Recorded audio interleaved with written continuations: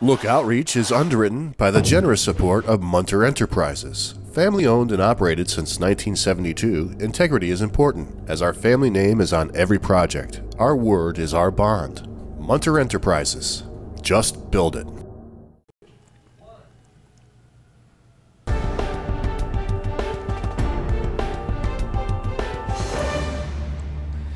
Welcome back, everyone. Well, it's not always the case.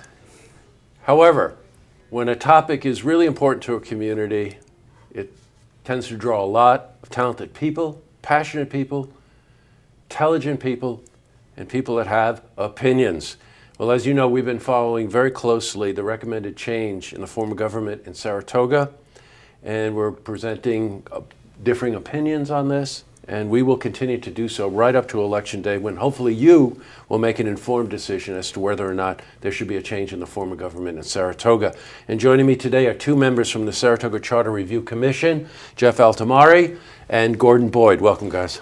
Very nice to have you here. The more I learn about this, the more I want to know. The more questions I hear, the more answers I want to give. I'm telling you, Jeff, it's insane. It really is. But man, is it interesting. It certainly is. It is. Two topics that we want to discuss. We want to discuss the fiscal report that was released, and I want to talk about the transition team. Recently, I'm getting a lot of information that, hey, we should question the numbers in the fiscal report. It wasn't complete. It was abbreviated. They didn't account for certain things and whatever. I know you, and I know that you wouldn't approach anything half-hearted. Thank you. We use the H word. So tell me, Jeff, why are they saying that?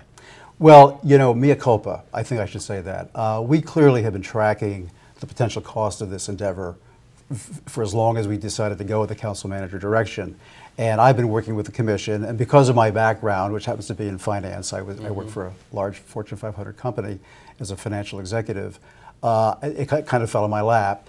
What I was doing as we moved along our continuum, you know, I could have iteratively provided Excel spreadsheets with numbers, and I always was sort of writing copy, you know, behind the scenes. When we got down to the final strokes, we had to make a decision. Can the public consume a large, unabridged document, or would it be preferable to give them something very short, very, very brief, but hopefully, you know, succinct enough? Well, we opted for the succinct one, okay, and I signed up for that.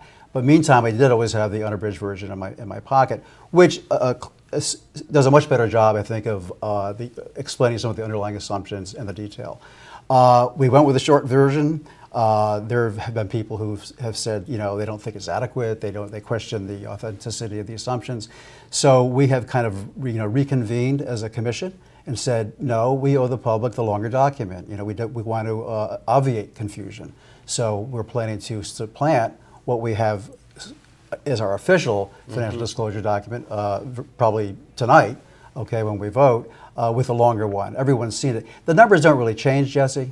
They're the same numbers. When you compare the two charters, the old and new one, what I did include in this one is people said, what would a city manager do if he was in charge? Well, you know, that's conjecture, but we made some reasonable assumptions. Frankly, the number doesn't change. In fact, it goes from $391 to about $402,000, okay? So you're going to see about a $10,000 delta there on the annual estimated savings. But we also talk about transition costs, because now that has been baked in, that language has been baked into this charter, it's easier to kind of, you know, size that. You know, Jeff, you're addressing a point that I'm hearing a lot about, which is that, well, if the abbreviated version was the version sent out, and now you've had the benefit of hearing all of the questions related to that report, that the numbers have been changed.